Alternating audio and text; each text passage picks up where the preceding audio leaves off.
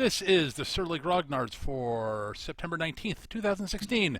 This is Peter Bowman, and as always, I'm joined by my good friend and co-host, Eric Carlson, and this week we're joined by a special guest, our co-host and friend from 3 Minute Anime, Gav Leaf. How you guys doing tonight? Hello. Bourbon and tobacco. I have now joined the ranks of angry old men.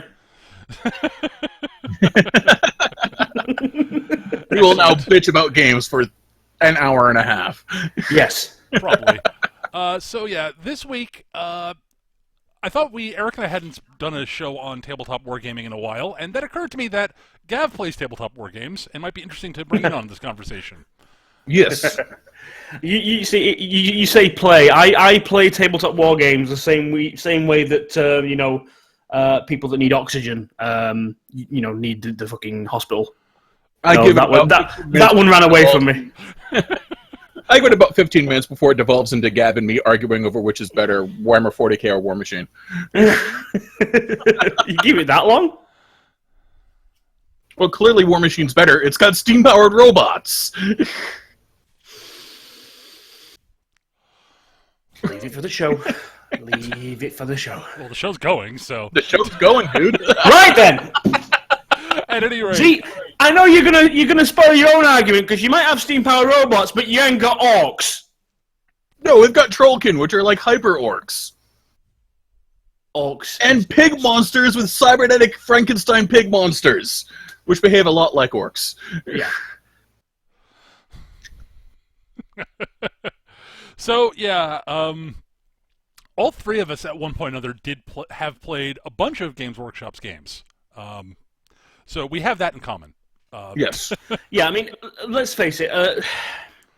Credit where it's due, as many bad decisions as Workshop has made, as foolish choices, as many players they've pissed off or whatever else. They are the kingpins of the tabletop gaming industry. They did pretty much invent fantasy tabletop wargaming. Yeah, well, at the very least, made it popular and accessible. Yes, definitely to those two. The first one, I believe, was DBM, if I remember correctly. You might be right. D&D started off as a fantasy. With chainmail, yeah. Yeah. DBM... And then screw that noise, we'll just have a role-playing game. Yeah. As much as we may bitch, or, and I'm not trying to sound like some sort of Workshop fanboy, but, credit where it's due, they are responsible for where the industry is right now. Yes. So, at one point or another, if you've played tabletop gaming, you will have played something Games Workshop. Even if you've been that hipster fuck that's avoided 40k or Warhammer itself, you will have played Blood Bowl, you will have played Necromunda, you will have played something that they've put out. At the very least, you probably tried out Space Hulk that one time. Yes. And I've developed a hatred for Games Workshop, but it's because I used to love them so much. And, yeah, I mean, Games Workshop made proper orcs. They invented the proper orc. The entire image of how orcs are presented in most media now is the result of Games Workshop, which are hulking green brutes with... They made them the greenskins, yeah. Tusks. Pretty much, yeah. I want to correct myself. DBM is a relatively recent creation. There was a game called Middle Earth that came out in the early 70s, and that grew into chainmail in 71. That makes sense, actually. Yep. Which grew into Dungeons & Dragons. Right. Early Dungeons & Dragons actually had Tolkien references in it, and eventually had to be taken out, because they were told, stop that. Early Dungeons & Dragons also had Lovecraft references in there, too. That was later. The Tolkien references went away in the early 70s. Really? Okay. The studio that had the rights to the movies at the time basically told the fledgling TSR, no. And they said, okay, hobbits are now halflings. Right. And Uruk-hai are now orcs, which are not trademarked. Nope. Ha! Oh. They are now, apparently, though. With a K it is. With the K it is. Because no. Orcs itself, well, it's not so much that I don't think they're trademarked, but Workshop, again, we just praise them, now let's have a go at them. They've basically a little while back they tried to trademark Space Marine. I remember rather- that. or I remember rather- the amount of that shitstorm they earned themselves. Or for rather, that. yeah, they tried to sue someone, over the use of Space Marine, and then the judge pointed out, excuse me, if you've seen all this literature that predates you, fuck off. Yeah. Starship. So to avoid that, Starship Troopers, Ender's Game, Alien. so to avoid all that, they've basically rebranded their entire line. Mm-hmm. The Fantasy Orcs are now named Orcs. Yep. ORRUKS. The elves, all the elven races are the Aelves. AELVS. Yep. Yes. The dwarves are the Duardin. You know, any generic name. The Imperial Guard in 40k are now the Astra Militarum. They refer to the Space Marines as the Adeptus Astartes more than they do Space Marines. Yep. They're doing everything they can, basically, to make every single term that they use theirs. Mm. So I have to ask you guys, before we get too deep into, sort of talking about Games Workshop in particular and their Their problematic history. Yeah. Their checkered and problematic history. I actually want to ask both of you, and I'll start with Gav, since I think I've asked Eric this before, but how did you get into tabletop wargaming? What was your first, and so on and so forth? Well, it was twofold, really. My friend used to collect way back in the day, like the old like Rogue Trader miniatures days. And he had a whole bunch of the White Dwarf magazine. Back when it was a magazine and not a catalog. Right. And Those are good days. yeah, and we went on holiday when I was about 15, 16. And he brought a bunch over, and I was there reading the stories and the fluff, the background bits in the things, because again, White Dwarf had stories in them back then. Yep. And I read a piece based on the Tyranids. I had nightmares for a week because to me the Tyranids were presented as this amalgam, unfeeling hive race that. It wasn't just a case of they beat you and killed you. It was not even just the fact that they would eat your corpse and everything around you. It's that your very matter, your DNA, would be reconstituted into another Tyranid creature to continue killing for them. It's nightmare fuel of the greatest fucking... Oh, yeah. It's absolutely awesome. Yeah. I remember reading a short story thousands of years ago about a gene stealer cult told through the point of view of a cultist. And it starts with them joining the Emperor is Your Friend, sort of public works group, and realizing the terror of it. Only they've already gotten their bits into them. So even as he knows that it's horrible and monstrous, and he's bringing about the downfall of his people, he still loves them. It's great. Some of the older stuff had some great, just well written background, and this is one of the thing. Okay, and I'm not the only one. The number one thing, especially back in the day when the models weren't so cracking, the number one thing that gets almost everyone I know into Games Workshop, the background. Mm-hmm. It is one of the greatest, especially science fiction, one of the greatest science fiction IPs out there it is absolutely untapped when it comes to potential for things other than just their own books. Because moving, a few years down the line, when my friend was mentioning these models again to me, and I'd started messing around playing, painting them with him and all this sort of stuff, and he loaned me the Space Wolf trilogy by William King. Fucking hooked. That was it. I've been a Space Wolf player ever since. The depiction, it's basically the growth and the emergence of Ragnar, the Wolf Lord. Who's one of the main characters in the Space Wolf army itself. But yeah, I don't know why those books just got me, and I've just been collecting the books ever since. And chances are, I've built dozens of armies now. Chances are most of them have been through the, through an idea I've had because of the books. So if anybody's out there and wants to actually get a friend interested and have a look, don't show them the models. Don't try and play a game with them. Just give them a book. Let them read it, and eventually they'll want to say, "Okay, this is kind of cool." It depends on what their preferences are in gaming, but yeah, I mean, Yeah.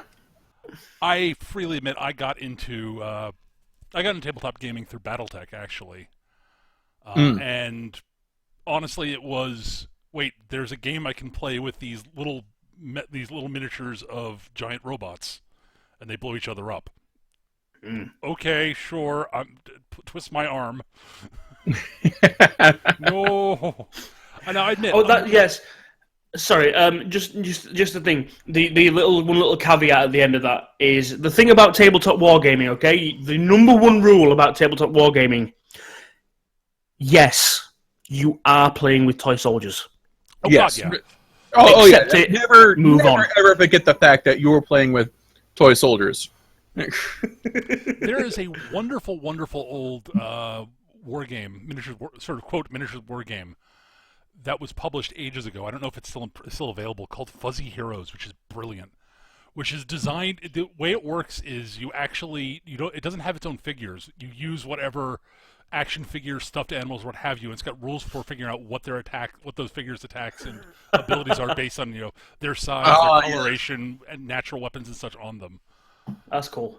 Yeah, it's actually really clever. I remember hearing about this, yeah. See, I knew a guy that built a full Imperial Guard army based on the little green army men. Sure. Yeah, Just hell because. yeah. Hell, my Orc Speed Freak army is made largely because I was in a huge Mad Max kick at the time. This is actively decades before Fury Road came out. So it was just...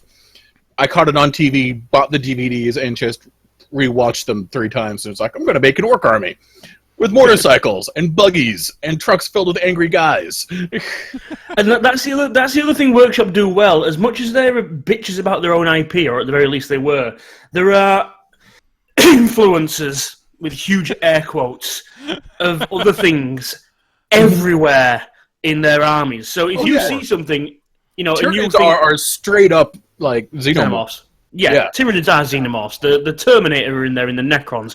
Fuck, the Imperial Guard have a character called Sly Marbo. Yep.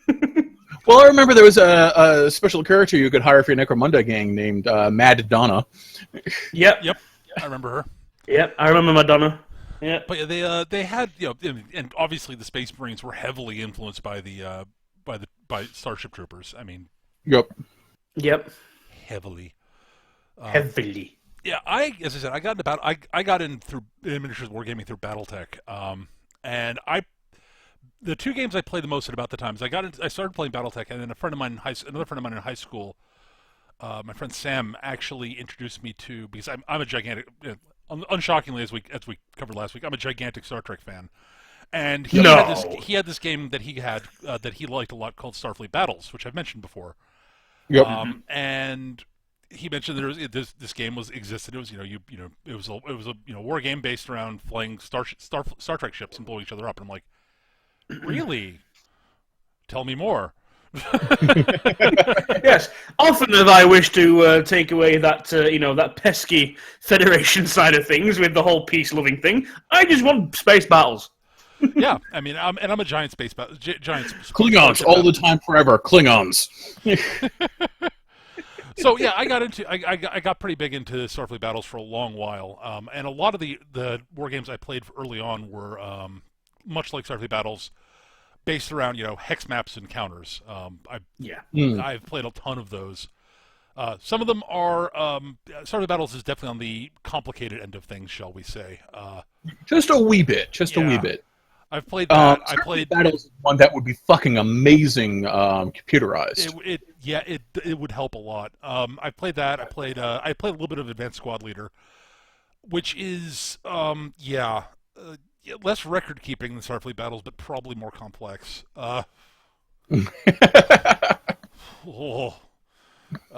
Wow.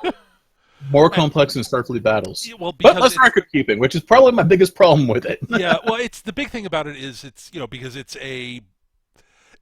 designed for simulating big sort of army battles type thing. So you've got little counters for different squads and tanks and all this other stuff, and you got to keep track of maneuver and hull down and elevation. Speaking of Starfleet battles, yes, they've got there's a game out there in the same vein as X-Wing called Star Trek Attack Wing. Yes. Yep. Which I'm more interested in learning than I am X-Wing. Because I was looking at some of the stuff online. I was like, oh my god, I could build an entire fleet of different birds of prey. They're all Borels, and they're all different ships from the canon. This is awesome. From what I understand, Attack Wing is a little less well balanced than X-Wing is, which is why X-Wing is a competitive level game, and Fantasy Flight support it as an actual game. Right. I may be incorrect, but I believe it's Fantasy Flight. The difference with Attack Wing is it's Fantasy Flight's system that's been licensed to somebody else. Yeah, I think it's WizKids that does Attack Wing. So it's the same game, but under a different title. Because I think WizKids also do the Dungeons and Dragons one. Right. Well, WizKids does other stuff, but yeah. There is a Dungeons and Dragons version of X-Wing where you control dragons instead. Okay, that's kind of cool. That is kind of cool. Yeah, I played a lot of, cardboard counter stuff, and honestly, the base Battletech book came with, like, little sort of fold-up, little cardboard standy things that you could put little plastic things to represent mechs until you got miniatures, and I played a lot of Battletech using those. And it wasn't until college for me that I got into Warhammer. I knew it existed. I had friends who played 40K in Fantasy Battle in high school, but I never got into it because I was too busy playing Starfleet Battles and Battletech, honestly. Right. No, with me it was I got about it in sort of a roundabout way because I was in middle school and I really liked building plastic models because I've always liked building things, and the guidance counselor was like, you should try D&D. You seem like you'd really enjoy D&D. Which is, given that was the 80s, is really weird. So I tried D&D, and I adored it, despite the fact that I couldn't really find anyone to play with. And I bought the little miniatures with it, and I really loved painting those and assembling them. And then I found out that some of the ones I was buying had another game attached to it called Warhammer. I was like, these horrible rat monsters and these demons I had bought you could field large amounts of them as an army. I was like, this sounds amazing. So I saved up what seemed like the outrageously princely sum of $100 to buy 4th edition Warhammer box set, which had some useless Empire and goblins in it. I regret getting rid of those goblins. Those goblins are awesome, and I would love to put together a goblin army. What I wanted was fucking Skaven. Which, yeah, Skaven were my first true love in gaming, period. Because they're horrible rat monster men that use both magic and disease and mad science to conquer their enemies. And everything explodes. And like I said, as funny as they are from that description, some of the background stuff of them... horrifying! Specifically, if you've ever read... I forget the name of this fucking... the Gotrek and Felix series. Yes. Which is the story of a human and his dwarf companion who are constantly being harassed by the Skaven Grey Seer, which is basically their wizards, Thanquol. Yep. And Thanquol is my boy. And through Thanquol, you get to see a little bit of the Skaven inner workings, such as how in any casual conversation, they're working out if A, the person they're talking to is worth killing, B, they could do it, C, they could get away with it and get their job. Yes. Because they're rats. You can't trust a rat, even though they're not even like rats like real life. They're like every bad stereotype about rats in fiction. Yeah. They cranked up to 11. Yeah, they're huge cowards, so that's why their most effective units are mobs of like hundreds of them. Yes. Which their generals use just purely to die. Just throw them into the enemy until they get tired. There's nothing I love more than like shoving a giant unit of fodder into someone's like elite infantry or cavalry. Them laughing as they mow them down, going, "Nope, that's okay. 'Cause it's my turn now, right? Yep. I shoot the fuck out of the combat. You're going to kill your own guys. I don't care." And thus, that's pretty much the general gist of the Skaven. Yes. Yeah. And the thing I always loved most about the Skaven was their mad science aspect. Yes. They had things like radioactive flamethrowers that would occasionally explode, and a giant hamster wheel that threw lightning, and The rattling gun. the rattling gun, yes, which came much later. But yeah, the rattling gun, which is literally the fantasy equivalent of depleted uranium rounds loaded into a steam-powered, crank-driven Gatling gun. Why is it both steam-powered and crank-driven? Who cares? It's awesome.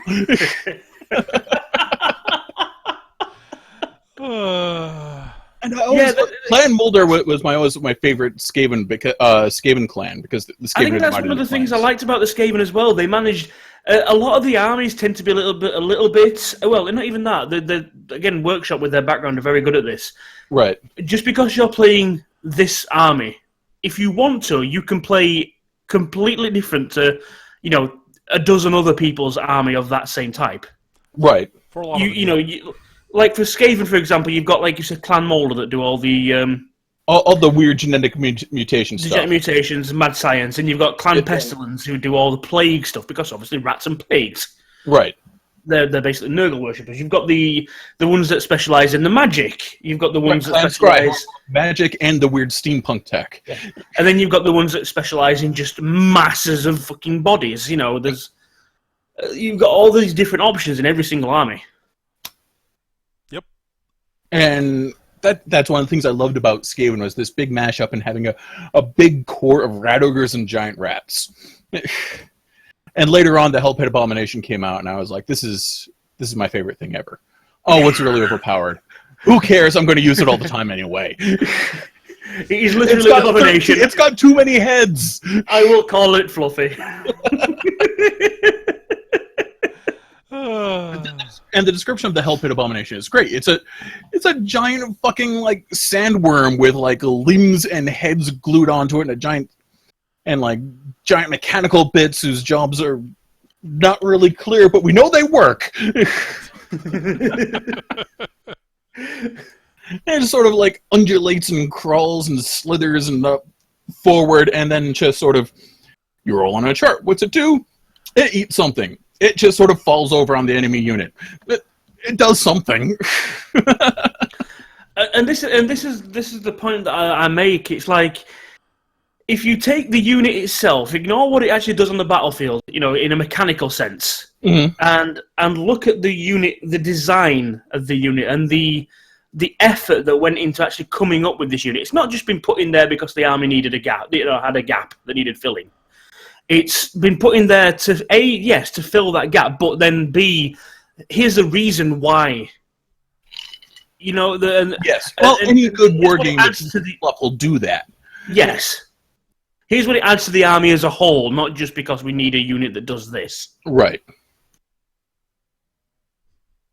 Like, one of my favorite units in War Machine, the Man of War, which are Khador, which are basically angry steampunk Russian expansionists.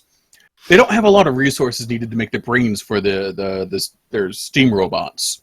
So instead of making light specialized ones like everyone else does, what they do is they just make steam-powered robot armor and stick their most elite troops in there. So you have these guys in these gigantic mech suits for all intents and purposes, trying to fill the role of much lighter and quicker things, and going, you know what? Fuck that. We're going to be the immovable wall of crimson steel. And it fills the gap in Khador in that they don't have light jacks. They have guys in robot suits. Yes. Yep. Because that's so much cooler, honestly. And light does not belong. The word light does not belong in front of the word warjack. Well, yeah. But yeah, I mean, it's one of those things where a lot of these companies, they could, they've got their fan bases. They could just put out pretty much anything. But for the most part, at the very least, there's the way that their design teams work. Every now and again, there's a few models that are just like, okay. Every now and again, though, there's a few that come out and it's like, they are absolutely freaking gorgeous. Yes. And especially as technology's moved along now, they're into the whole computer-aided design.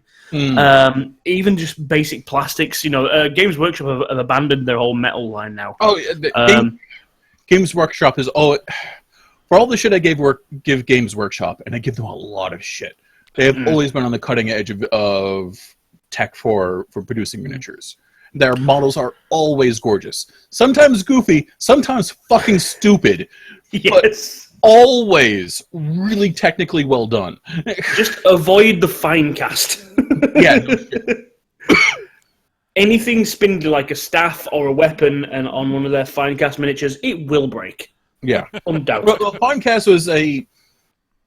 was an aborted experiment into doing something cheaper that just... What it was, they were trying to find a new material they could use with their old metal molds. Yep. Without having to recast the entire mold. No. It didn't work very well. I'm surprised it made it to market with all the problems it had, honestly. I'm honestly kind of shocked that it made it to market. And even now, there's still some of the models are still being produced in Finecast. But that shocks me. That really shocks me. Admittedly, they're older sculpts. A lot of the new stuff now is coming out in plastic, even the single model blisters. Yep. But any of the older characters, like I recently had to order the Space Marine, the Tech Marine with the servo harness. I had to order him. He used to be a metal model. He's now Finecast. Not thrilled about it, but it's my only option. Right. Yeah, you could probably find a metal version of it on eBay. More than likely, but more effort. Because honestly, Finecast is ass. It doesn't hold the paint as well, doesn't hold the detail as well. The only thing it's got going for it is it's easier to do conversions with, because it clips easier. But even then, it's not worth the trade-off. It really isn't. No. Yeah. The other thing I do have to say that I find sort of fascinating about Games Workshop is just the sheer number of different games they've got and they've had around. Yes. I didn't even realize half of the games on the were Games Workshop IPs. Yeah, I've played a surprising number of them, actually, given that I'm not a gigantic Games Workshop fan. I mean, I loved Fantasy Battle when I got into it, and really enjoyed it through 4th, 5th, and 6th edition, and then sort of fell out. Yeah. It was sort of the exact same thing that happened with me. Played a little bit of 8th, and then they set it on fire and sank it into the swamp, and I will never forgive them for that. Well, going back, I've just basically typed in games made by Games Workshop. Yeah, they're all yeah. So you've got, not even video games. So you've got, what's this one? Some I've never even heard of. I'm just going to read them out. Warhammer Dark Omen from 1998. Chaos: The Battle of Wizards 1985. Yep. Hero Quest, which Yep. Hero Quest. I played that. Talisman. Yep. Talisman is a Games Workshop game. Yep. Journey's End, which looks like an old video game. Battle Cars, which I remember seeing some of the promotional stuff they had for it. Battle Cars. That's a great game. They produced the Judge Dredd role-playing game in 1985. Yep. I didn't know it was them. Huh. Yeah, the Inquisitor game that they produced, which was a larger scale miniatures, kind of like D&D, but not. Yeah, yeah. The gorgeous models, the game itself is crap, I'm going to be honest. Runestone is another game they produced. D-Day, a lot of these from the mid-80s. So they're basically they were casting their dice. An Army of Darkness board game. Probably. Quite probably. They did a ton of stuff in the 80s, a lot of different stuff. They did a bunch of sort of quasi-historicals during the 80s. And they did a bunch of stuff that like separate games set within their own official IPs. There was Man of War, and which Warhammer Fantasy, Battle of Sailing Ships. Okay. And steamships. I found it. I found it. So stop me if you get bored. Current core games: Warhammer Age of Sigmar, Warhammer 40,000, the Lord of the Rings strategy battle game. Certain games out of print, which is basically fantasy battles. Specialist games: Blood Bowl, fucking awesome. Yeah. Dreadfleet, which is a naval combat game. Mighty Empires, a hex tile-based game. Mordheim, a skirmish game. Warmaster, which is basically epic for fantasy. Epic. Battlefleet Gothic, which is awesome and also has a video game these days. Inquisitor, Necromunda, Space Hulk, The Great Battles of Middle-earth, Battle of Five Armies. Aeronautica Imperialis, the Forge World Flyer game.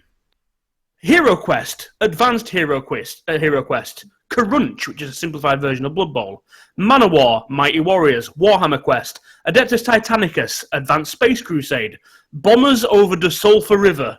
That is definitely an hard game. It's a 40K orc game. Epic 40K, Gorka Morka. Fuck yeah, Gorka Morka. That was a game I desperately wanted to play, but no one else wanted to. Lost Patrol that they've just recently released. Space Fleet, Space Hulk, Deathwing, Space Hulk, Gene Sealer, and they had a game on the fucking Sega Saturn, for fuck's sake. Yep. Space Marine itself, the new video game that came out, Titan Legions, Tyranid Attack, Ultramarines, other licensed games, Battle Masters, Hero Quest, the fucking God knows how many expansions for that came out, Space Crusade, and its expansions.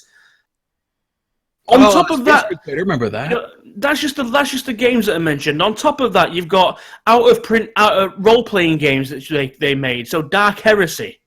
Dark Heresy is out of print. Well, their version of it was. Their version of it is, yeah. You still got Rogue Trader, Death Watch, Black Crusade, Only War. They did Golden Heroes, Judge Dredd, the role-playing game that I mentioned, Stormbringer, RuneQuest, Call of Cthulhu. They published Call of Cthulhu for a little while. Yep. They did publish it for a little while. Yep. Okay. Second and third edition of the Rules of Game Workshop. Yep. Board games. Yep. It just keeps going. I think we've established that they've got a long and storied history. They publish a ton of stuff. Some of it's fantastic. Some of it is dated. They did a Doctor Who game in the 80s. They produced Doctor Who miniatures. Yep. I remember those, and it's going, wow, Dalek miniatures, I'm totally buying these. I'm not spending $60 on 5 guys. Although I am curious, they have a board game apparently called Oi, That's My Leg, which I need to look at. I need to find what that is. It's got to be an orc game. Oh, it's an orc game. There's another one, and another one named Squelch, possibly also an orc game.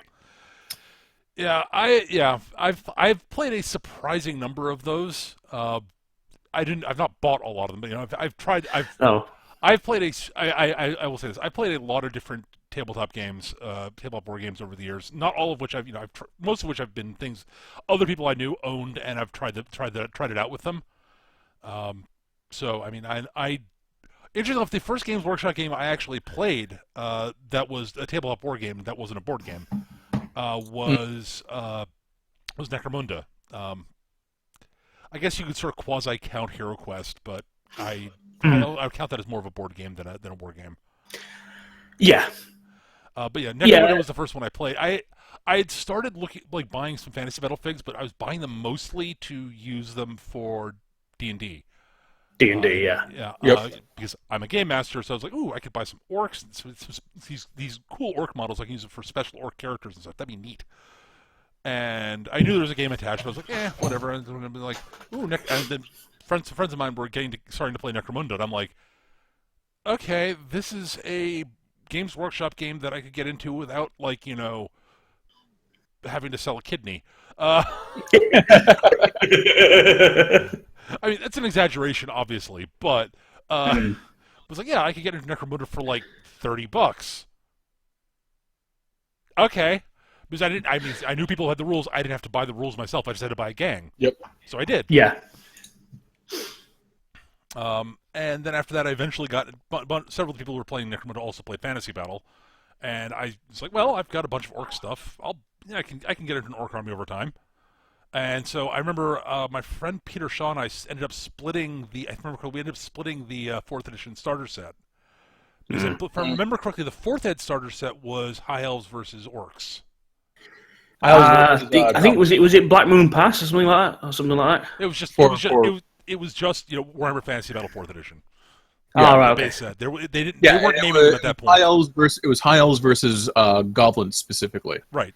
And they had the cardboard cutouts for the Shaman on the Wyvern and Grom the Paunch. Yep. So, I remember I had that. I'll Yep. probably still find some of the stuff, honestly. Yeah, I bought that set, and I believe I basically my friend Peter bought the. We might have actually what we ended up doing is we ended up each buying a set, and then like I swapped my High Elf stuff in the box for the Goblin stuff in his box. Yep. I know we did that we did that with Battlefleet Gothic also, where I took the Imperial stuff, he took the Chaos stuff. Battlefleet Gothic. A great game as long as you're playing just Imperials and Chaos. Yeah, as soon as you let any of the aliens play, it's like, no, go away. You're spoiling our fun. Yeah, because the Eldar were busted as all fuck off, and the Orcs were busted in the exact opposite direction. Yeah, and the Tyranids almost literally just played themselves. They played themselves, yeah. The Necrons were also overpowered, but were overpowered in a way that was hilarious because it was scientifically designed to destroy the Eldar. Yes. And, the rage from Chris when he fought fucking Necrons. And then there were the Dark Eldar who were just kind of lame, if I remember correctly, but not like as bad as the Orcs. Yeah. And then the Space Marine stuff you could get and use along with Imperial stuff were all just completely fucking busted. Yep. In just like, oh, it's not like they're breaking the rules the way the Eldar are. They're just better than you. Yeah. All their stats are turned up to 11. Oh my god! But yeah, so I played a lot. I played a fair bit of Necromunda. Got into Fantasy Battle, and I eventually got into 40K late in 2nd edition. Yeah. And I made a colossal mistake with that. In that I got into it. The army I chose in late 2nd edition 40K was the Imperial Guard. Oh, I knew you were going to say that. I'm sorry, man. At least it wasn't Sisters of Battle. Yeah. I'm amazed I actually got into 3rd edition. Honestly, because the level of wow, this game is completely and utterly fucking unbalanced. Yep. Yeah. 2nd edition 40K was not well balanced. I remember to be fair, I remember we actually the game stories play at Yormouth Games. They actually had they did a little 40K tournament, a small one. It's like Yep. I think I don't remember how many people played for it, but it's basically three. It was basically Swiss 3-round Swiss style, and so you basically played all 3 games, and every round you got paired up with someone with similar record. And I was playing Imperial Guard. And my first round was against Space Wolves. Ooh, 2nd edition Space Wolves. Yeah. Land Raiders, Space Wolf Terminators with Cyclone missile launchers and autocannon, whatever the assault cannon. Assault cannons, that's it, yeah. It's my Imperial Guard. That went well. Sorry, dude. Yeah, second round. For those not familiar, the Guard. If you've seen Starship Troopers, the actual movie, that's pretty much what the Imperial Guard are based on. When they say more meat for the grinder, that's exactly it. They fight on a planetary scale, and there's a great bit of fluff where an Imperial commander is looking through the report for the day, and it's like, 1 million dead on the Eastern Front, 750,000 dead on the Western Front, and another 2 million on the main line. Fairly light casualties today. Yeah. So there's a really great demotivational poster I saw online a while back. It's a picture of like the Imperial Guardsmen like desperately holding the line against I think it was Tyranids, just these giant like atavistic like chitinous horde, and it's just Yeah. molting through them. And the line was, the Imperial Guard. If you're really looking, really give it your all, you can hold out just long enough for the Space Marines to show up and steal all the glory. Well, one of the most famous, one of the most popular books in the that depict the Imperial Guard. There's a lot of them out there, but one of the most known ones is one called 15 Hours, and it's called 15 Hours because basically, from the point where you arrive at the battlefield, that's pretty much your life expectancy. Yep. Yeah. Oh God. So yeah. But anyways, I went from Space Wolves. My second round opponent was Eldar, but it wasn't normal Eldar, which would have been bad enough. It was fucking Harlequins. Oh, For some armies, Harlequins aren't that bad. For the Imperial Guard, they are a colossal nightmare. So yeah, I lost that game really badly too. My opponent was a great guy. I love gaming with him, but he was like, he saw us coming. He's like, "Oh, I'm so sorry, Peter." I'm like, "It's all right, man. I'll do my best." I think I killed one fucking elf. Ouch. Yeah. Oh, just can't hit the fuckers. And then in my last round, the two 0-2 players went up against each other. It was me and the Space Orc player. And we had a glorious rip-roaring battle of just insane lunacy. Yes, Ended in a the draw. Orcs and the Imperial Guard are designed to fight each other. Yeah, Yes. it ended in a draw, and I was going to win until my opponent was like, "Oh crap, I don't think I can win, but I think I can pull a draw if I deploy my force field generator and just have the battlefield so you can't cross the line." I'm like, damn, well played. Yeah. He's like, and nope. Like, but Yeah, that was a great game. The thing with tournaments these days is that they've got a little bit netlisty competitive, like fucking every competitive scene, whether it's CCG, TCG, tabletop, anything basically. If it's competitive, it's netlisted the fuck. So it's total over the top, min-max sort of bullshit. Sure. But you can still have fun at tournaments. I love going to competitive tournaments with something that people aren't expecting. Oh, sure. Oh, yeah. Because there's that moment of panic you see on their face where you say Space Marines to them. Oh, I'm playing whatever. They expect in their head the exact same list they've probably seen 30 times today. What you put on the table, they go, wait, what? What's that? What's that? What's that do? What's this do? And when you've got a super pro tournament player asking you what the fuck that unit does, that means he's played against nothing but fucking net lists. Yep. Because he doesn't have a fucking clue what it is. And those games are glorious. Yes. One of my crowning moments, I can't remember the year now, but I was the local champion basically. In 40k. For the qualifiers for one of the bigger tournaments in the area, I won the one at the Games Workshop where I go, and I won the whole thing with orcs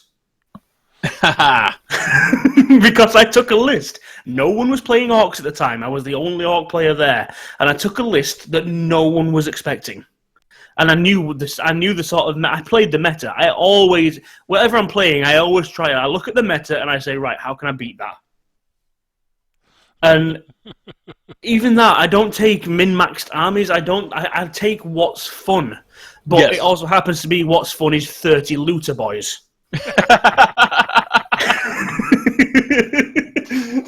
And masses of dudes, masses of orcs in things. It was the converted army that I had, though. It was... I was one of those guys that my orcs were all kit bashed out of other things. I very rarely bought an actual army.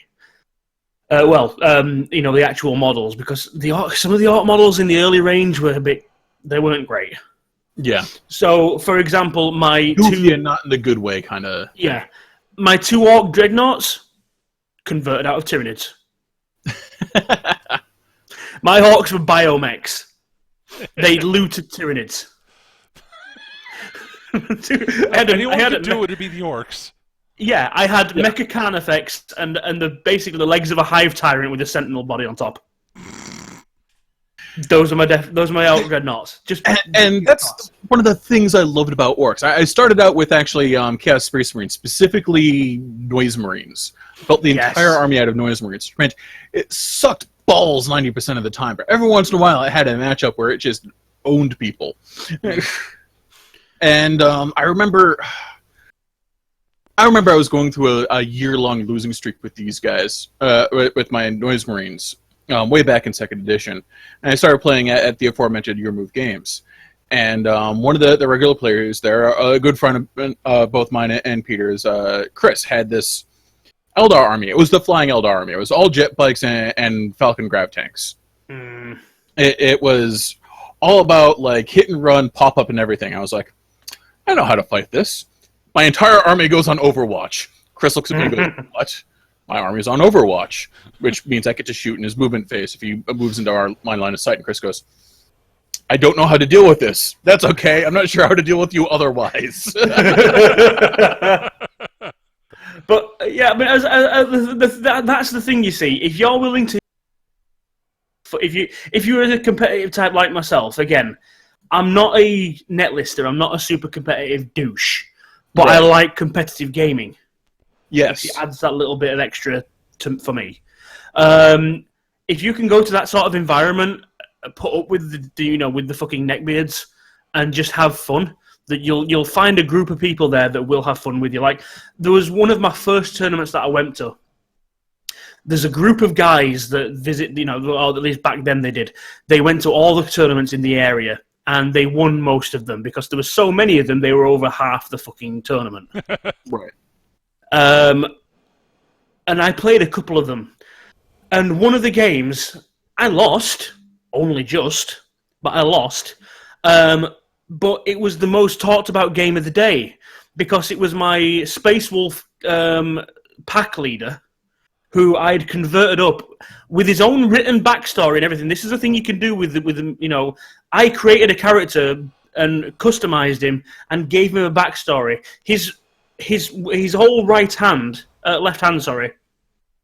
was lost in a challenge with one of the great Fenrisian wolves, which is something that is taken from the Space Wolf background.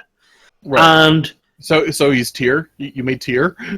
Kinda, yeah. So basically, his arm was bitten off while he was hunting one of these wolves, and because he was the way the Space Wolves think, he was like, "Wow, it's a real shame that wolf's not going to be able to fight with me because he's fucking awesome."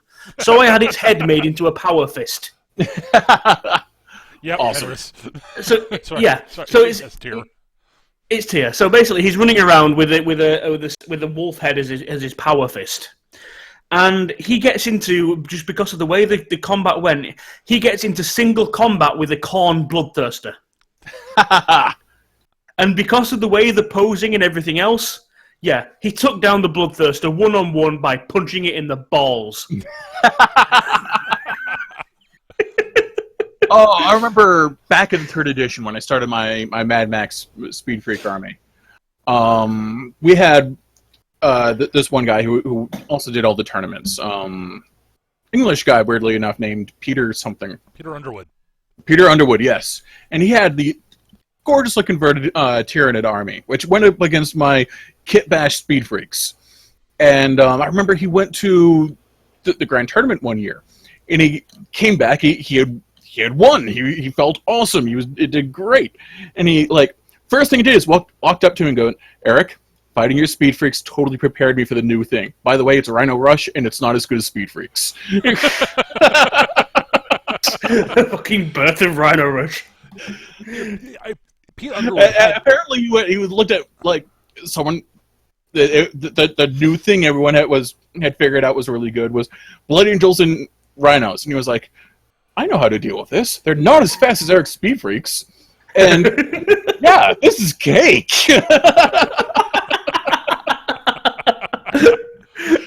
Yeah, Pete was one of the first people to actually do a fully, really gorgeous converted flying Hive Tyrant. Yes. That thing was beautiful.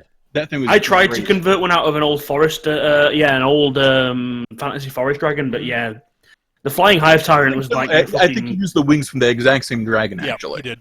Yeah. I'm pretty sure it was one of the only monstrous creature sets of wings that was out there.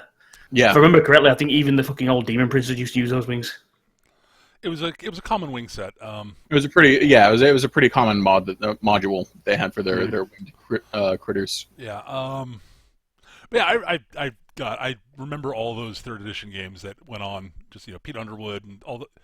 I remember I didn't play that much. I played a fair bit, but not as much as you guys. I was often sort of hanging out with you guys watching because I actually really enjoy watching good miniatures wargaming going on. You were at the best peanut gallery too. Yeah, well, yeah. because I was very good about not saying things I shouldn't say. Yep. Yeah. But then you'd see it would happen. You'd go, "Yep, awesome. That went down exactly like I thought. Well done."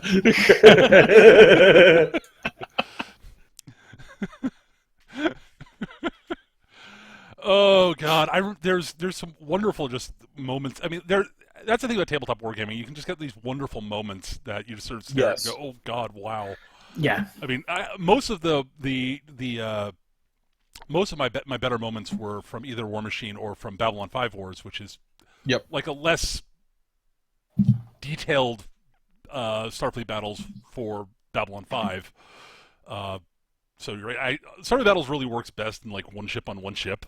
And that's actually how their tournament scene goes. They actually have like tournament cruisers, and they basically go to the efforts to make sure they're as balanced as possible against each other.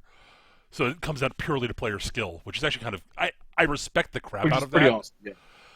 And I know a lot of people who played. I know several people who played a lot of tournament SFB, and our mutual friend of mine and Eric's Brian Kelly played a lot of tournament SFB, and he was very good at it.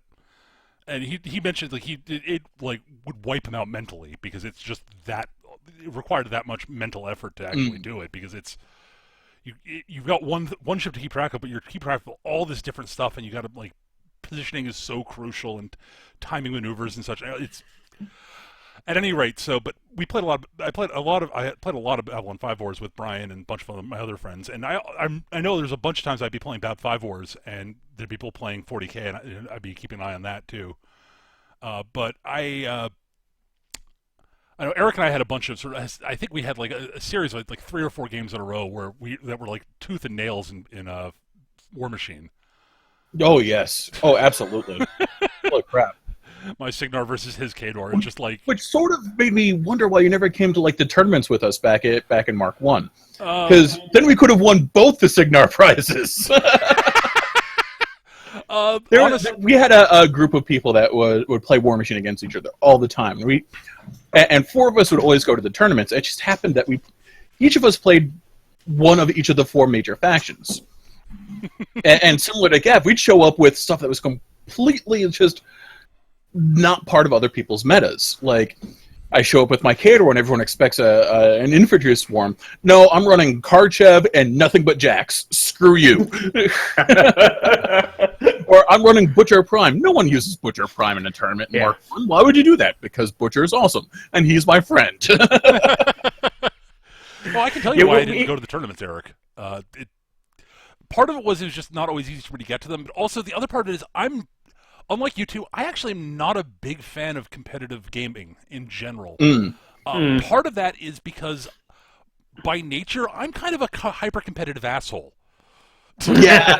It brings out the beast in you. It brings out all my worst qualities. Honestly, I actually do have a bad temper. I work very hard at not letting it get the better of me. And I also, and as I said, I'm really, like, if I was playing seriously competitively, I'd be one of those really sort of rules-lawyery, nitpicky, taking every little advantage I can get assholes. I discovered that when I played competitive chess for a while, that I would do what I would take advantage of whatever I could during a chess match.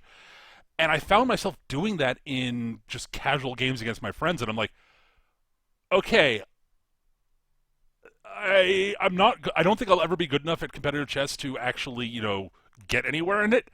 And it's making playing chess with my friends less fun for my friends and therefore for me. Yeah. Yeah, I totally understand that. So Yeah, the weird thing is I'm just the opposite. As long as it's a good fight, I don't care whether I win or lose.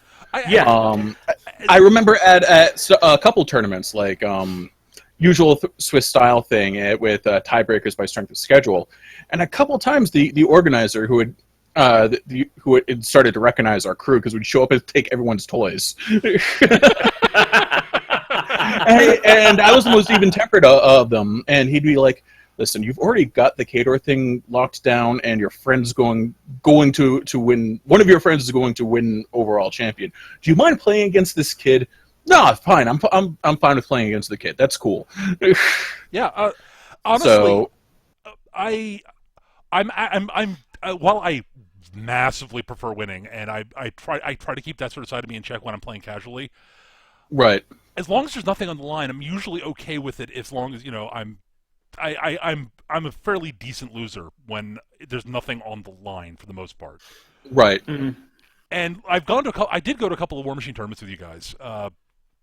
Yes. Now thinking back, I think I remember a couple. Yeah. I went to the one I had the most fun at was the April Fool's one, which you didn't actually get to go to, Eric, if I remember correctly. Yeah. I went out there with our friend Tor. I was out at the Hobby Bunker, and it was so you basically that one was basically build your army as normal, and but the April Fool's part of it is that basically at the start of each round you would have your Warcaster replaced with a different Warcaster. That could be any random Warcaster. I remember being really upset because it sounded like a lot of goofy fun. Oh, it was a blast. I got to the but finals. I had to work that day, and I couldn't get it off. Yeah, I got to the finals of that one against guy you know, Eric, Jared. Yep. And he curb stomped me, and I remember afterwards looking at his list. I remember actually telling you guys about his list. And as I was saying, like listing off all this stuff, I remember you and Chris looking at me as I'm saying, and my brain, I was like, and we all sort of had the realization, wait, I think Jared accidentally screwed up on his points value and he had too much stuff. Yeah, I remember that, yes. And what happened was that he'd forgotten to pay for his Warcaster. Yep. Back when Warcasters cost points. Right, and that was well, that explains why I felt like I didn't have enough stuff to beat him, because I didn't. Yeah. But the other two rounds, like the most hilarious thing was, I forget who I went up against. Someone we actually knew somewhat well. I forget the guy's name. He played War Machine. He wasn't part of our usual crew, but I was playing my Signar list, and it's like, okay, swap cast. Okay, I was using Haley in my list. It was my basic Haley list, and it's like, okay, well, replace Haley, and you get Denegra. And I'm like, really? I'm so sorry. Wow. Denegra is... I mean, Haley's really frustrating to play against, but Denegra is just like, fuck you, especially in a Signar list. Crippling grasp, and everything shoots the fuck out of it. Yeah, it's my Haley list, which is designed to shoot the fuck out of things. Yes. It had my long gunners and my trenchers, and it's like, I looked at my opponent, he was like, "Oh, Denegra, that's gonna be annoying." I'm like, "No, you don't. I'm sorry." He's like, "What do you mean?" You have you're no sorry? idea. As I set up my full unit of long gunners, my full unit of trenchers, and he's like, "Oh no," and I'm like, "I'm so sorry." I felt horrible. I remember one tournament without realizing it, because this is back in Mark 1 again. I was using Butcher, and Butcher had a defensive spell called Retaliation, which I think he has back. Retaliation. Where if he gets hit, then he gets to swing back. He can only use it once. And I had taken a few points off their Warcaster. I think it was Fiora, the crazy fire chick. Yep. And, I wasn't worried about an assassination directly from Fiora, so I wasn't guarding against that. But she'd only taken a few points of damage at that point, and had basically mopped up his army, so it was like, all right, Hail Mary, charge Butcher. Whack! You do know I have retaliation on me, right? He's like, what? Well, I might kill you with the charge damage. Gotta roll 666s, go for it, dude. That's not 666s. Okay, that's okay. I've got plenty of focus. I should be able to take you out with repeated attacks. Okay, make my retaliation attack. I hit. 666s. Sploosh. Oh. And I was like, oh, I'm sorry, dude. I killed you on your own turn. Oops. Yeah, but that was one that I have to say my fondest memories of War Machine are definitely the games I played against you, Eric, because they were always nail biters. Yeah, That no, and the it was first game I played Siege against our versus friend Butcher. Roach. It was like, holy Yeah. crap! Oh that god, was our Siege Brisbane versus Butcher matches were just like they always came down to, okay, I tried to kill your caster. Nope, didn't quite kill him. You tried to kill my caster. Nope, didn't quite kill him. I tried to kill your caster. Just barely killed him. Woo!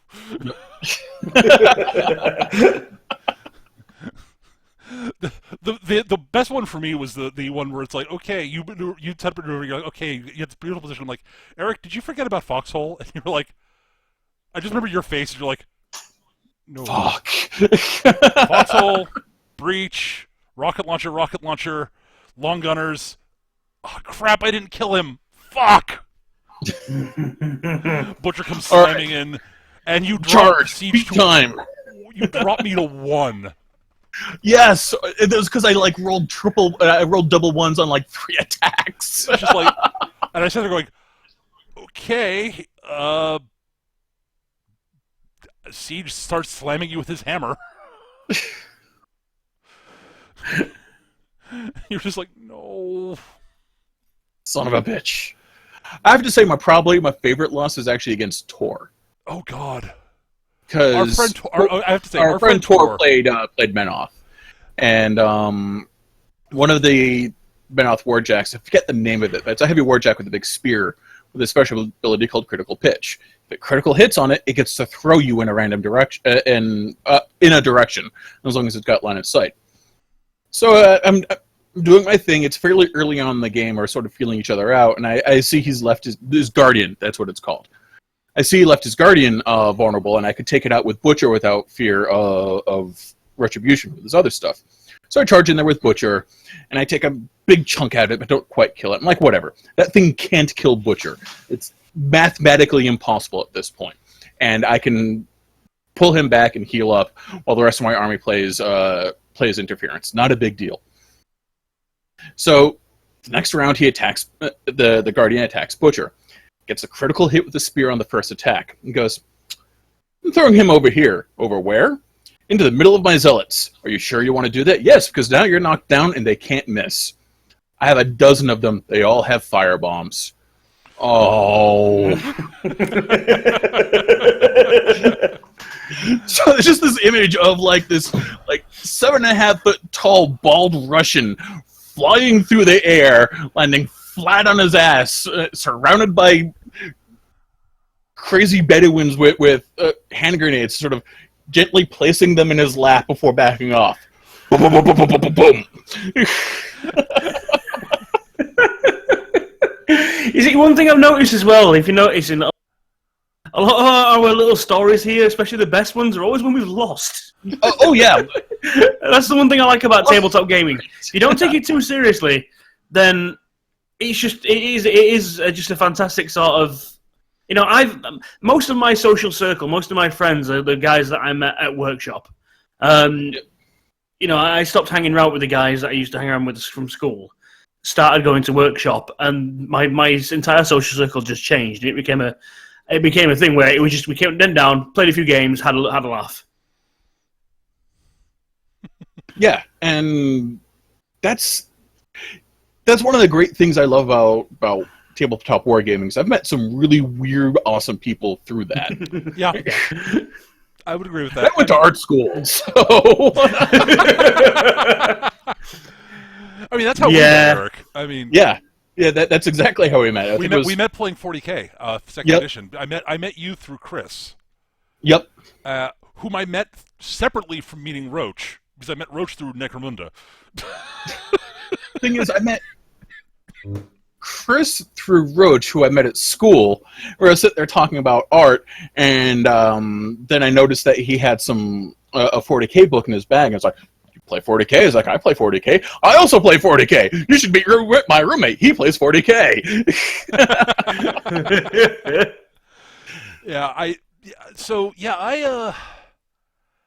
I do have to say, I'm trying to think of some of the other great sort of little moments that we've had. I mean, like, I'm trying to remember some other really, really sort of, I'm trying to remember the really great I had one the great game I played against Roach, I lost that one. And I just remember that one because Roach was just completely perplexed by how I played. Because I Yes. played so differently from the rest of you guys. Yeah, because you played played a really conservative game, which really angered me, honestly, playing against you.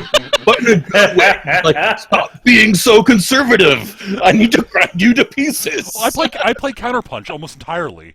Yes. My whole plan was basically like, force you to maneuver, put yourself out of position, and then just destroy you. That's the way I played War Machine. Yep.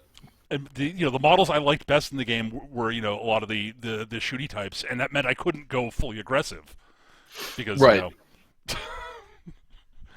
But the game I played against Roach, he would sit it's like okay, and I was like, I would do a little something, and I would basically maneuver to position. He's like, what? He sat there watching. He's like, I have to ask you, Peter, what are you doing? Like, you're playing very differently than any of the other people I've played against who play Signar. I'm like, oh, well, I'm sort of approaching it sort of like, I'm looking at it like, okay, I'm looking at the situation. Do I have a way to win the game right now?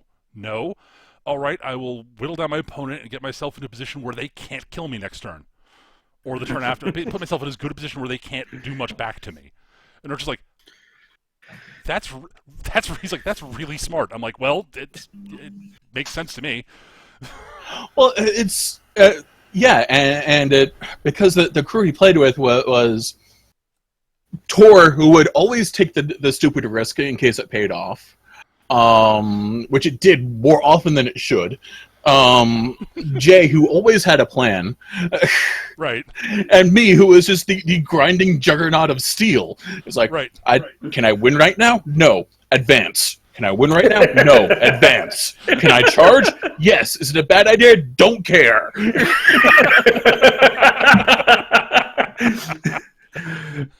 Charging it, there's no such thing as a bad charge with orcs. Oh my god. Yeah, but yeah, he ended up winning that game. It was a long grinding sort of thing where I made him pay for every inch he took from me. Yep. And it was a very close. Basically, if he finally got an assassination run on my caster on the last turn, and he got me barely. And if he hadn't, he was dead. I had him dead to rights at that point. Yep. Well, that's the great thing about War Machine is you could always win via assassination. I mean, that was a large part of my usual plan for winning, honestly. Yep. But remember back towards the end of Mark II when I was trying to get back in the game. Unfortunately, my schedule does not coincide with anyone else's play schedules. Tell me about it. And I was playing against this random Crix guy, that nice guy. I don't remember his name. I only played a couple of games against him. But I brought my usual Man of War and Jax and Butcher.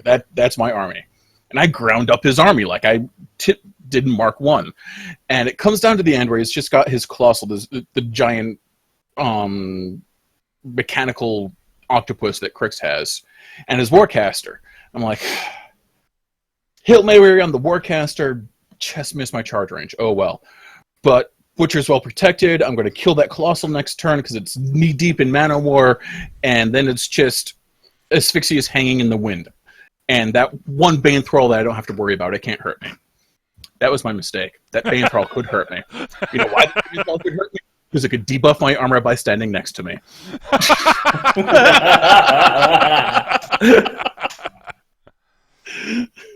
So it walked up next to me. It's just like, yeah, I know we're engaged. I don't care. I'm boosting the shot from the Colossal, which takes all the free strikes in the Mana War. But that's okay, because now it's going to shoot the crap out of Butcher. Boom! Splat! Ow! Second shot. Boom! Splat! Butcher's dead. I did not see that coming. Well done.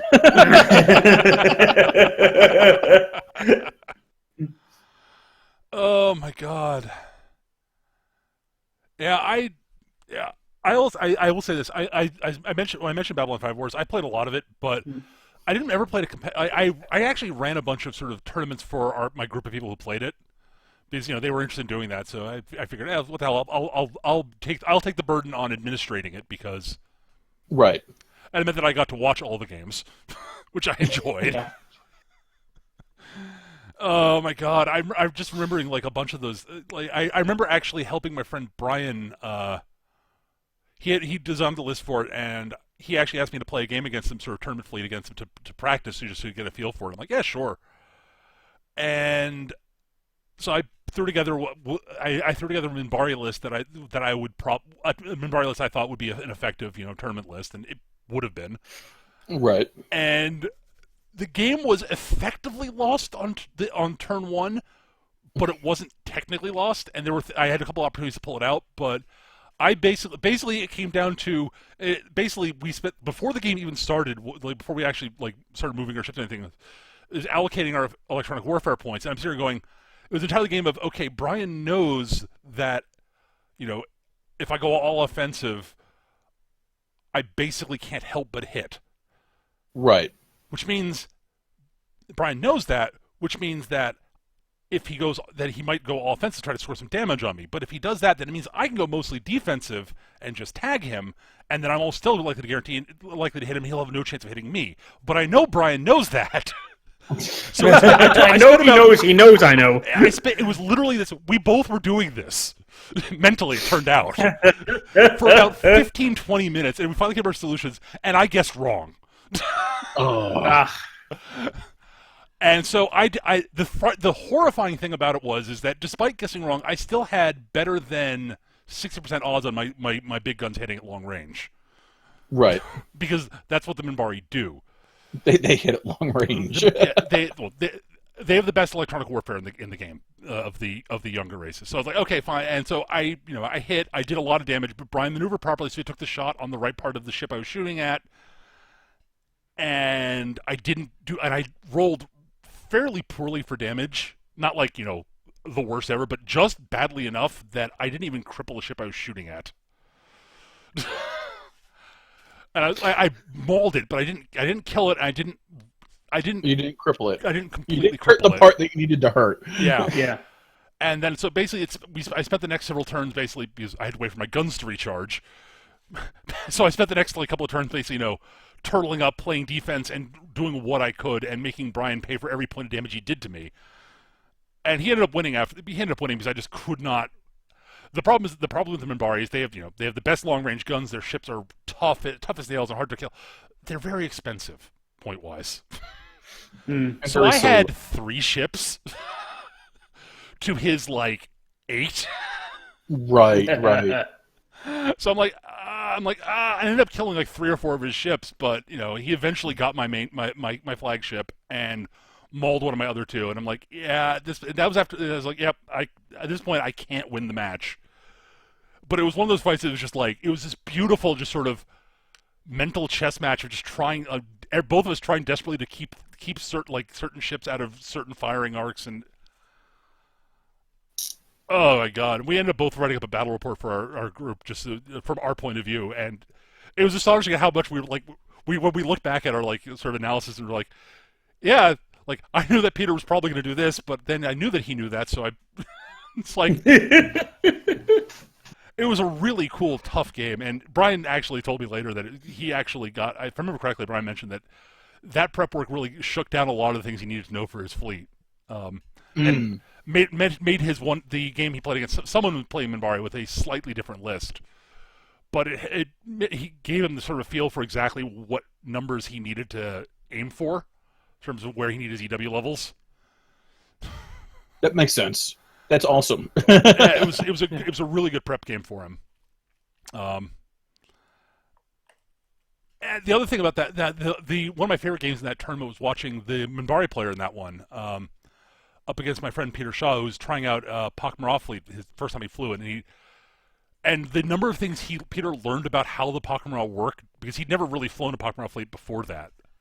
Right. And because it's a friendly sort of just us playing against each other for fun, and so a bunch of people were trying out stuff they hadn't tried before, and the Pakmara are really weird because their ships have incredible amounts of thrust. So they accelerate and decelerate really well, but don't turn well because their turn costs are very high, and their guns are very short ranged. So knowing when to but the rest of the game trying to be able to shoot at the crap out of you again. So it's a lot of knowing when to accelerate, when to deaccelerate, because you can accelerate and deaccelerate really quickly, but getting to the right range with the right guns. It's really interesting watching it, and there was a lot of sort of feint and counterfeit in it. It was a really cool game that Peter ended up winning because the Pakmarat short range are horrifying if they can get there without, sailing past their enemies.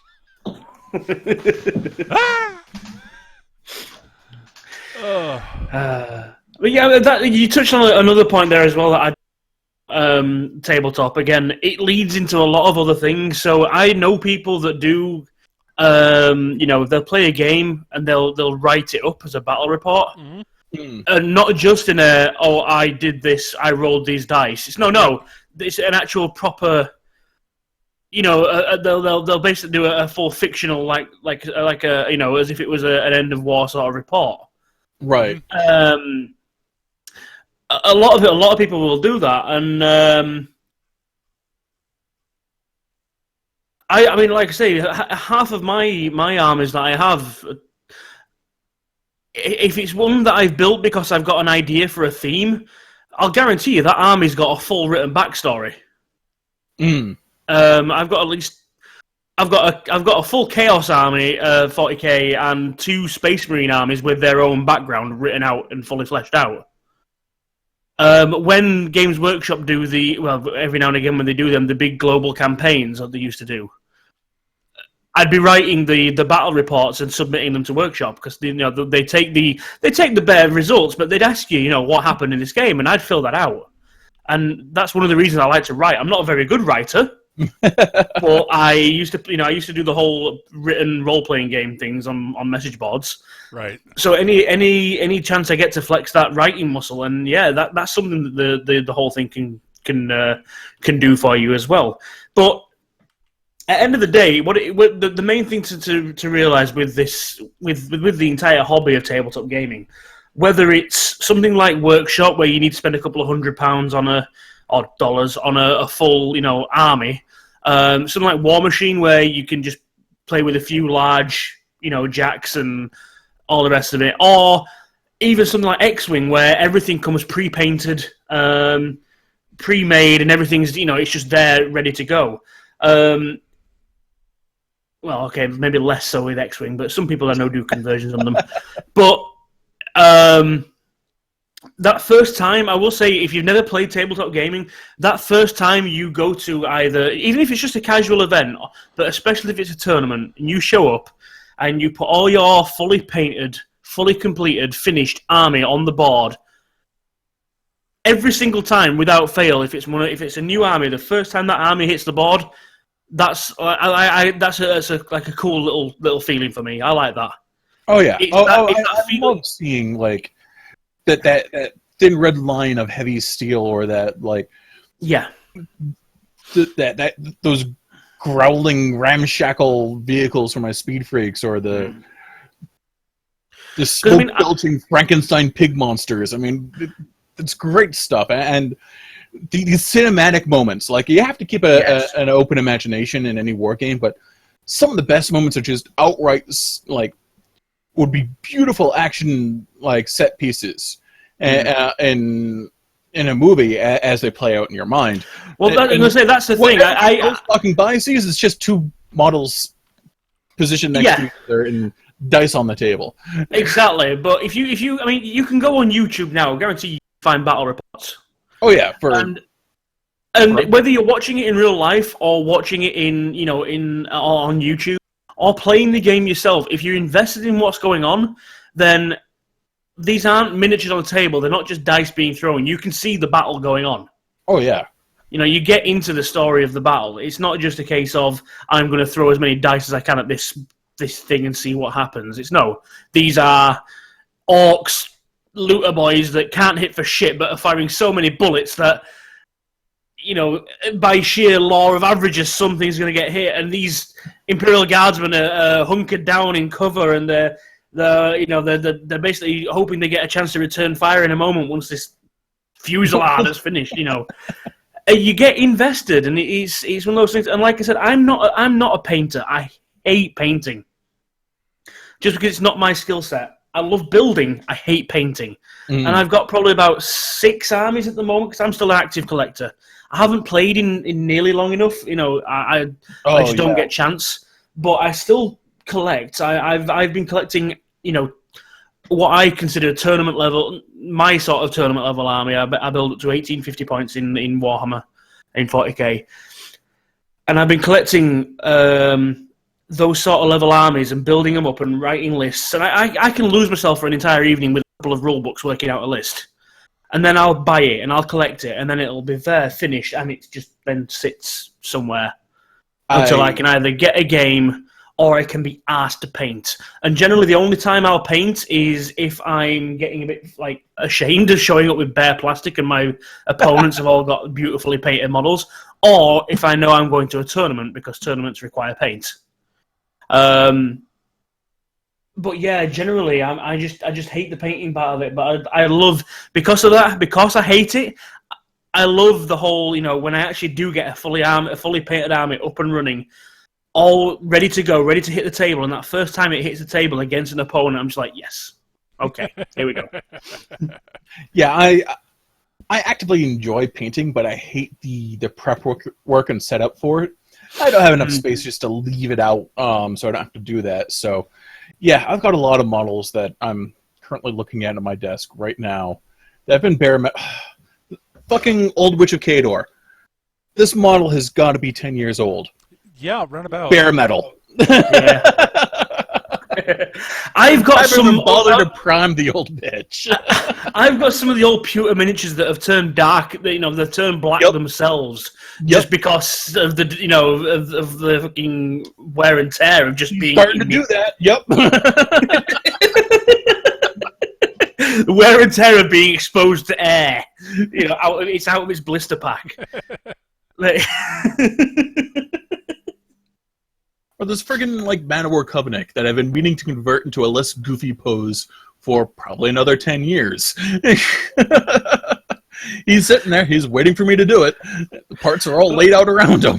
But again, that's the thing, if you're interested in art, if you like drawing, if you like painting, that kind of thing, pick up some miniatures and see what you can do. Because if you Google, some of the Golden Demon winners, or some of the professional painted the painting guys. The levels of detail. One of the biggest things that always happens is when I show somebody what I do as a hobby, they'll look at the models and think, "Oh, okay, that's okay," and then I tell them how small that model is. Yes, and that it's hand painted, and they're like, "Oh." Okay. Yeah, I remember when I got into way back in the day, started getting into the miniature painting and the armies. My dad was so impressed because they're so tiny, and I had the patience to do that. He would tell people at work, my son, he paints these tiny little miniatures. He builds whole armies out of them, and it's really cool and it's awesome. I could never do that.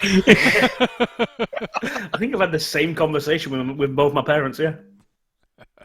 Because I'd end up at the at some company function or whatever, and this surly 14-year-old that really just wants to be back in a dark room painting miniatures. And one of the guys would walk up to me and say, "So I hear you play this game called Warhammer?" "Yes," I would light up. "You paint these really tiny models?" "Yes." "Do you have any here?" "As a matter of fact."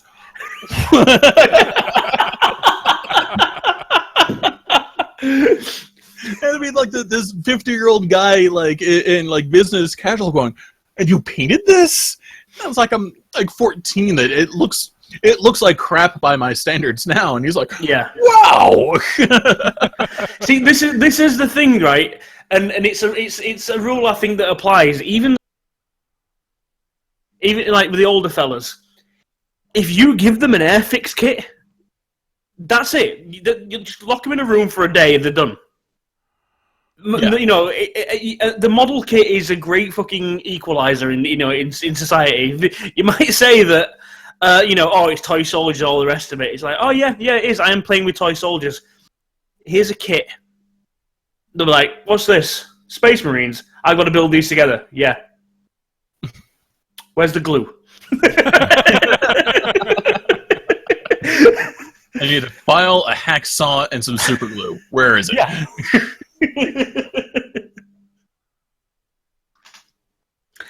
But yeah, like I say, it's one of those things. And I've always been a fan of building. So anything that went from one thing to become another thing. So Transformers, the Power Rangers toys that combined, Lego, anything that I got to build, and then this came along. It's like, fuck yes. Yep. Yeah, no, same thing. Like Lego and like plastic model kits, and like I've recently started getting back into plastic model kits after 2 decades, 3 decades. Well, back then I used to collect. I still do collect Gundams now, which are snap fit kits. But back in the day, before I started doing this, I actually collected the Zoids ones.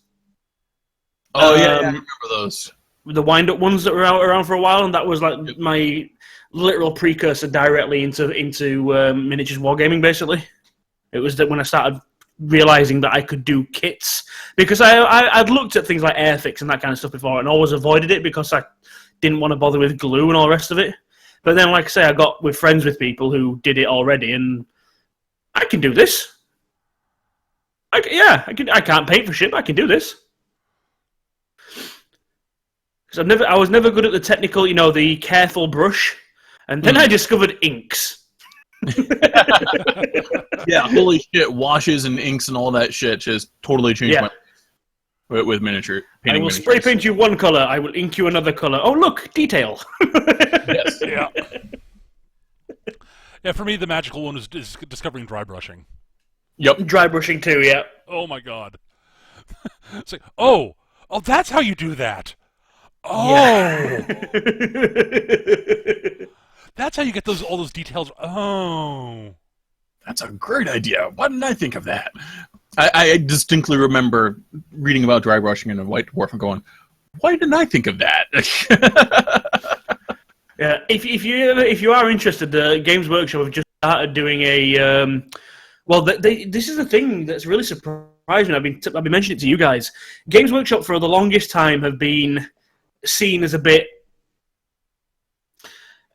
They're forgetting that they're a hobby, and they've become a business. To the exclusion. I mean, like I say, the workshop that I used to go to was outside of Warhammer World, the huge fucking mecca of tabletop gaming with its own fucking pub. I love that place. Other than that, the shop that I went to was the largest in the UK. It was one of the only ones that could run full-size tournaments because it had a whole upstairs section with many, many tables. right. But a couple of years ago, Workshop basically went all about profits and closed down not only the back of the shop, not only the upstairs, but also the back of the shop as well. And by reclassifying that as storage space, they saved on rent. And it was like, well, okay, now you've gone from 18 tables to 2. So, not going to get a game today, am I? No. Yeah. Next week, come along. Loads of people here. I'm not going to get a game today, am I? No. Right. And this is the thing. If you are going to get into tabletop gaming, Workshop and the rest of it are great places to start. But if you've got a garage or a large room or just a bit of space and you can afford to put a table together yourself, that's it. Once you've got your own gaming space... Or understanding roommates that don't mind you slapping a 4x6 piece of plywood over the coffee table. That too. Yeah, once you've got your own gaming space, that's it. You're set. But yeah, these days, Workshop, for whatever reason, it's like they've just suddenly turned around. All of a sudden, they're engaging with their fans again. They're back on Facebook. They shut off their Facebook just to avoid all the bad negative comments. Now they're back on Facebook. They're on Twitter. They're streaming events from Warhammer World. That would never happen. Games Workshop are actually streaming game events from Warhammer World. Yeah. Like, I still never forgive them for killing Warhammer Fantasy Battle, but they're really working hard on turning around and taking a lot of pages from Privateer Press's book, honestly. The guys who do War Machine, because they're all about like engaging with the fan base and building and the tournament scene and having like official streams of stuff, and and Workshop are getting back into that now. So it's a great. I will say, if you've got somewhere to play and you can afford, because we're not going to lie, it's not a cheap hobby. No, it's not. But oddly enough, it's getting cheaper just because Workshop, again, they've started doing bundle deals again. They've started doing actual value for money again, which, again, is something they never used to do. Yeah. They did used to. They used to do the Battle Force, which usually saved you £10 on buying them together. Then they started releasing new Battle Forces, which was exactly the same price as all the models in it. It was just a case of buying it in one easy bundle. Right. Now they've started doing the Start Collecting boxes, which not only come with a decent little starting army, are also well built so that if you bought multiple of these battle boxes, you can quite easily, use that again. You can make an army out of 2 of these boxes, plus a couple of extra bits. And they're a general saving. You can get entire boxes of units. The Nurgle Demons one, for example, you get a big unit of Plague Bearers, a Herald, a HQ unit, a unit of Plague Nurglings, and a unit of drones, which are the Rotflies. And if you add them together, the drones are free. That's a £35 box that's free. Yeah. And again, it's taking it straight out of Privateer's thing, because they have their starter boxes, which are basically starter armies, and they're they're dirt cheap when compared to buying all that stuff separately. It's mind-boggling though with some of them, because there's one of the races, I forget what they're called now, the Seraphon, I think they are. They're basically the Lizardmen, and they have a unit called the Carnosaur, which is a giant T-Rex looking thing with another dinosaur on top, because Lizardmen. To buy that model by itself is £50. Games Workshop do a Start Collecting box of Seraphon with the Carnosaur, a unit of Saurus Warriors, and a unit of Skinks. £50. Yeah. No. Why would you wouldn't buy the Carnosaur anymore? Even if you just wanted a Carnosaur, you would buy that box set and get all the extra stuff too. I mean, for me, I've just dipped my toe into the Age of Sigmar stuff, than what's replaced Fantasy Battle. I've looked through what's available, looked through the list, looked at what I want to play. The first thing on the list, 2 Sylvaneth Start Collecting boxes. Because they don't skimp on it either. Even the big beast, so that Carnosaur that I mentioned, the Tree Man that's in the Sylvaneth box. If you buy that box by itself, the Tree Man, for example, you get all the parts in there to make one of 3 things: the Tree Man Ancient, the Tree Man itself, or the Spirit of Durthu, which is a character version. Similar with the Tyrannid one, where you get the Hive Tyrant and the Winged Hive Tyrant variant. Okay, that's what you get in a normal Hive Tyrant box. That's what you get in the collector's box as well. They don't give you a sprue and leave the rest of it out, so you buy the normal one. They give you the entirety. Everything out of that box goes in the starter box. You get everything. They're fantastic deals. And on top of that, the incentive to get that is that little box that you've got. It's a fully playable army in any 40k or fantasy. If you wanted to start off and just get into it, £50 or whatever that translates to in dollars, that one box is a fully usable army. And it has its own rules. Each little set. So, again, my Sylvaneth, you get a Tree Lord, you get a unit of Dryads, you get a commander for them. That is a usable formation that you can just use on its own. You don't need to buy any more. You will, but you don't need to. Yeah. And that, again, plugging Privateer Press, they've got their starter boxes for each of the factions, which are a Warcaster and a number of Jacks. And they're roughly the cost of 1.5 times the cost of one of the Jacks. Yeah. They come with like a playmat, dice, a measuring stick, and pocket rules. The pocket rules are all the rules you need to actually play. They just don't have any of the cool flavor in there. Yeah, same. Again, Workshop are doing exactly that. Yep. Yes. So, and yeah.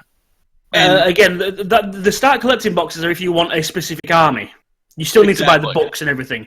But there are introduction boxes. So you'll get, I mean, the one I've got downstairs is, I bought it just simply because I wanted the rule. For whatever reason, I never bought the rule book for this current edition. Just because the way we played as a group, me and my friends, we basically shared, we looked through the book at workshop, kind of got an idea for it, and then just played and referenced it if we needed. But I thought, you know what, I should probably get the book. How much is the book on its own? £50. Fuck. Well, hang on. If I spend £60, £70, I can get the cut-down rulebook, the full starter set with Chaos Force with unique models that you can't get anywhere else, and a Space Marine Force with unique models you can't get anywhere else. That's a no-brainer. Yep. And they do it every now and then. They'll cycle it around so that it's a new force. They're releasing a lot of board games lately that have, extra models. So, for example, I mean, some of it makes it a little bit questionable. So, for example, recently they released a box called, what was it? It's basically Assassins. It's an assassin board game. So it's the it's the Calexis, the Vindicar, the Calidus, and the Angry Psycho dude.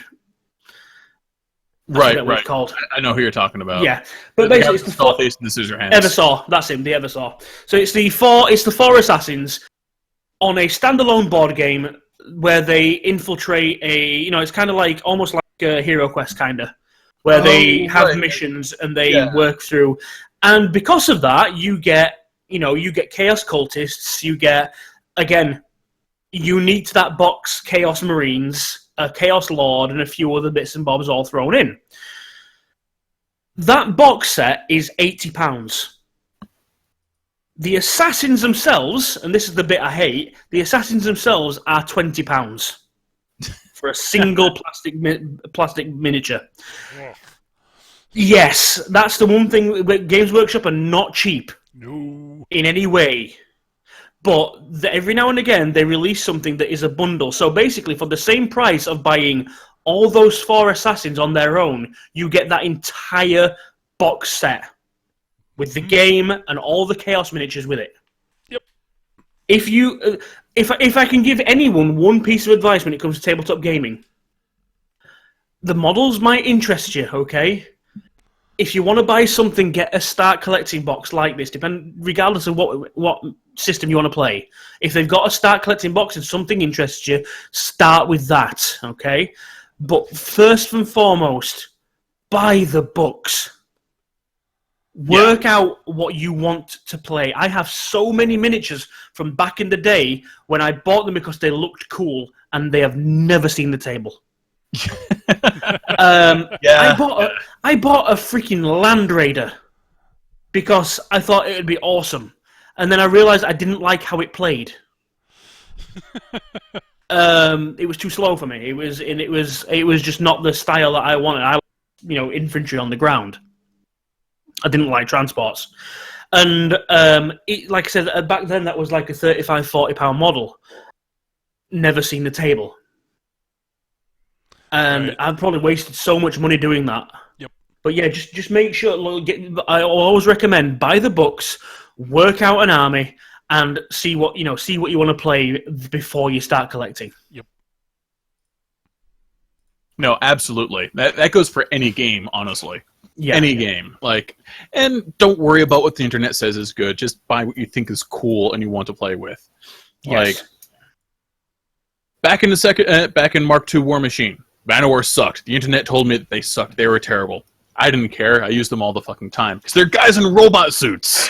Yeah. Plus, you kind of get a gist for the actual company that produce them. If a model sucks now, doesn't necessarily mean it's going to suck in the next edition.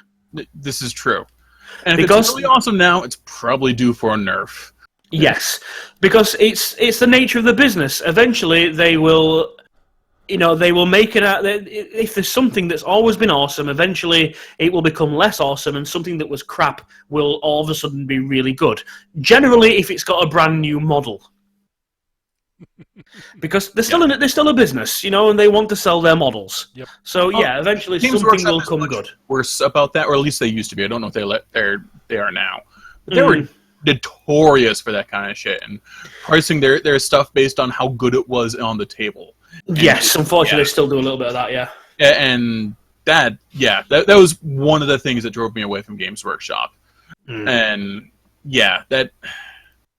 For as much love as I have for their flavor and their armies and all the memories I have, shit like that plus a decided refusal to actually try to balance their shit. Yeah. Not saying that's not what they're doing now. That's how they used to be. And shooting Warhammer Fantasy in the head was the last straw for me. I think they've balanced it out a little bit now. It's not so much about how good something is on the board, but they do charge you for bits. So, for example, I've just, again, these Sylvaneth that I've started collecting, there's a box called Kurnoth Hunters, which are a box of 3 guys, roughly tree-man-sized. Actually, they're ogre-sized at least, and slightly larger. They're about, looking at the ones I've got here, they're about a third taller than Terminators. But in that box, you've got bits for 3 or 4 different weapon options. And even once you've finished building them, you've got a lot of plastic left over. And unfortunately, that's at the moment with Games Workshop, that's what you're paying for. You're paying that extra for the bits. But to be fair to them, that they're doing okay with that because if you're clever and you've got a huge bits box, you'll do something with it. But I mean, every single box now makes 2 or 3 different units. So you do end up with a lot of spare. Which isn't necessarily a bad thing if you like converting.